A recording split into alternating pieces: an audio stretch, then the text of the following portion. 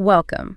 Today we're exploring some really fascinating ideas you've shared with us, all circling around character, what it means, and maybe more surprisingly, how it's really tested. Yes, it's a compelling topic, and central to it is this powerful ancient proverb, Proverbs 27.21. It says, "The crucible for silver and the furnace for gold, but people are tested by their praise." Right, that imagery, crucible, furnace, it immediately makes you think of intense heat, purification, revealing what's real. Exactly. We usually think character shows up in hardship, right? In the fire.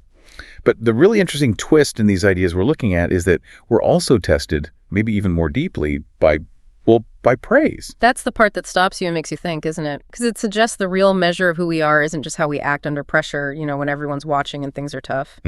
It's also about what happens when that spotlight is on us, but maybe for something good we've done, or maybe even more telling, those times when nobody's watching at all. That's it. It implies looking past the achievements themselves to the heart behind them, the integrity underneath. Okay, so let's unpack this.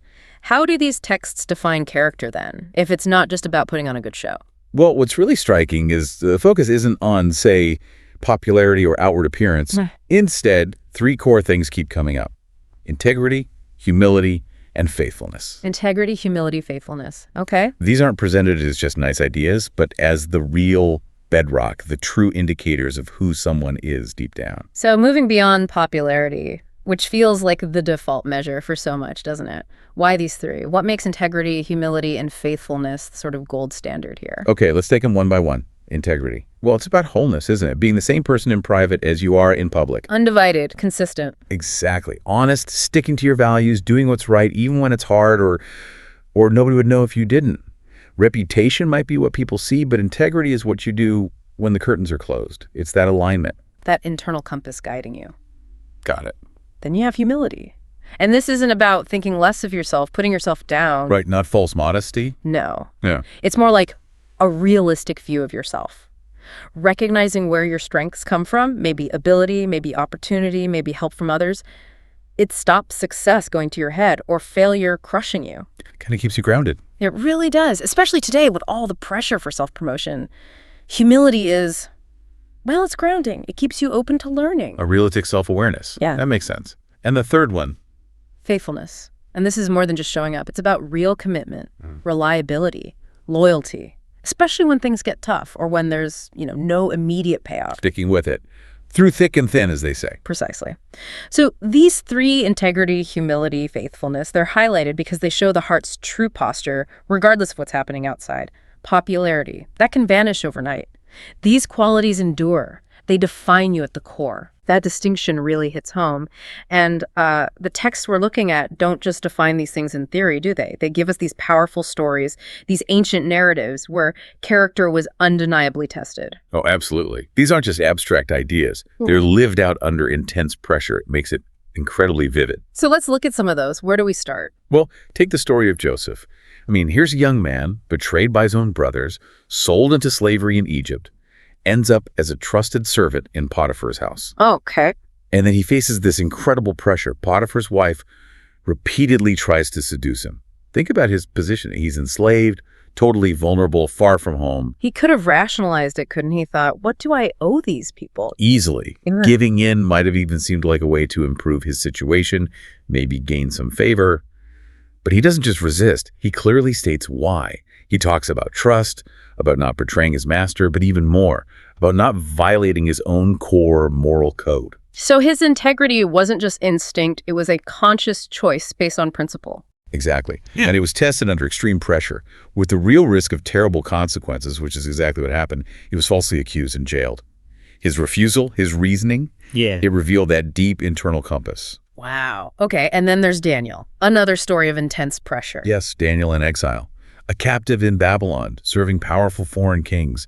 The culture, the religion, everything was alien to him. Huge pressure to just fit in, conform to survive, maybe even get ahead. Right, just blend in. But then comes this decree.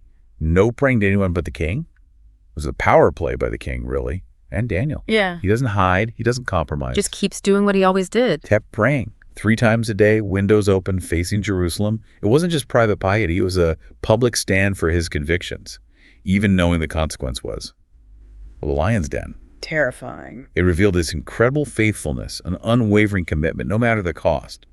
That speaks volumes about his inner strength, his character. And the ultimate example these sources point to is Jesus, right? His response is under attack. Yes.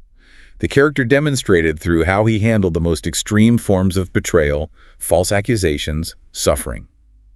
It's presented as unparalleled. Like in the Garden of Gethsemane, knowing what was coming. Exactly. Facing that agony, yet choosing submission to a higher purpose. Or during the trial, the mockery, the beatings, the crucifixion itself. Instead of fighting back, He responded with grace, even forgiveness for those persecuting him. That unwavering compassion, sticking to his mission despite horrific suffering. It showed, according to these texts, a character of incredible purity, selflessness, and love. in all these stories, the pressure didn't break them. It revealed them, like the furnace revealing the gold. That's the picture, yeah. Okay, so if character is tested like this through intense trials, the furnace, but also, as Proverbs says, that trickier crucible of praise, what's the point? Why do these tests happen? Because when you're in the middle of them, they can feel pretty awful, even pointless sometimes. That's a crucial question. And the text suggests the purpose isn't punishment. It's more about redemption and refinement. Two key things seem to emerge. First, these tests reveal our priorities. How so? Well, when life is smooth, it's easy to say, oh, I value this, or that's important to me. But when the pressure's on, maybe resources are tight, or your reputation's at stake, or you face a really tough choice, that's when what you truly value, what you cling to above all else, becomes crystal clear. It cuts through the noise, shows what your real allegiances are. Exactly. It's a moment of clarity. And second, maybe even more importantly, these trials are seen as a refining process, something that strengthens our core convictions, our reliance on what truly matters. Like the furnace burning away impurities. Precisely that analogy from Proverbs. Trials burn away the dross, the superficial stuff, the self-reliance, maybe impure motives, needing approval from others. What's left is stronger, more resilient. It builds a deeper trust, a character that reflects your highest ideals more closely. So it's not about instant perfection, but about shaping, growing stronger. Yes, cultivating resilience that works in all seasons, not just when things are easy. This isn't just theory, though, is it? The sources offer practical advice, too. What steps can we actually take day to day to build that kind of character, to be ready for those tests, whether they're pressures or praise? Right. This is where it becomes really actionable. The first thing emphasized is consistent engagement with wisdom, whether that's scripture, guiding texts, core principles. Regularly checking your moral compass, basically. Yes. Daily interaction with something that helps align your thoughts, your values, your actions with that deeper ethical framework. It's not just reading, it's letting it shape you. Nurturing integrity, humility, faithfulness. Internalizing it so it becomes almost second nature, like muscle memory. That's a great way to put it.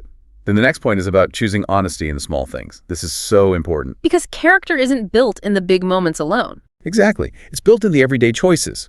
If you cut corners on small things, a little white lie, exaggerating slightly, taking credit that it isn't quite yours, you slowly chip away at your integrity. But consistently choosing honesty, even when it's inconvenient or seems tiny, like correcting a mistake on a bill that favors you, or admitting you simply forgot something instead of making an excuse, that builds a foundation of truthfulness. Like small weights building muscle over time. Precisely. It prepares you for the bigger tests. And what about interactions? Dealing with difficult people or situations, that's often a flashpoint for character, isn't it? It definitely is. Yeah. Which leads to the third practical step, responding with kindness, even in conflict. Now, this one can be really tough. Counterintuitive sometimes. Very. Our instinct when attacked or misunderstood is often defense, retaliation, maybe just shutting down.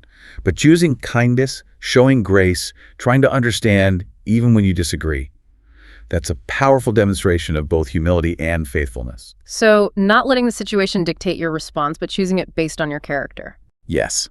Think about staying calm when someone cuts you off in traffic, or responding graciously if a colleague undermines you. It shows a character focused on something higher than just winning or being right. These three things, engaging wisdom, small honesties, kindness, and conflict, they seem simple, but they're profoundly shaping. Okay, so we endure these tests, we practice these things.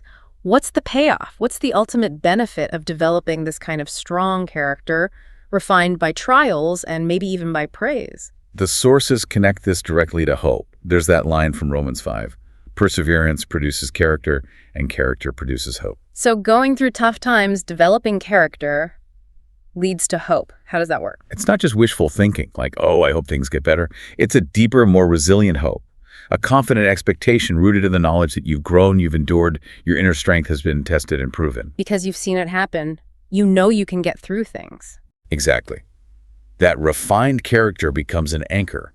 It provides a hope that isn't easily shaken by circumstances because it's built on something internal that has been forged and found true. It's about emerging from challenges fundamentally changed, stronger, with a resilience that lasts. This has been a really insightful look at character, what it truly is, how it's tested in unexpected ways, like praise, not just pressure, and how those tests actually refine us. We've touched on powerful stories like Joseph and Daniel, the example of Jesus, and those practical steps, engaging with wisdom, small acts of honesty, kindness, and conflict. It's definitely not an easy path, building that kind of character. No, but the outcome you described, that deep, resilient hope, that seems incredibly valuable. It really does. And the texts we've been exploring seem to end on that note, a call to embrace that refining process, to consciously aim for integrity, humility, faithfulness in whatever life throws at us, seeing every situation, good or bad, as a chance to grow. Letting go of the superficial, holding on to what lasts. That's the essence of it. So as we wrap up, maybe a question for you to reflect on. Thinking about your own life beyond the obvious big challenges, have you ever had an experience, perhaps even a moment of success or praise that unexpectedly showed you something deeper about your own character? What did that moment reveal, and how did it shape your understanding of yourself? Thank you for joining us for this exploration today.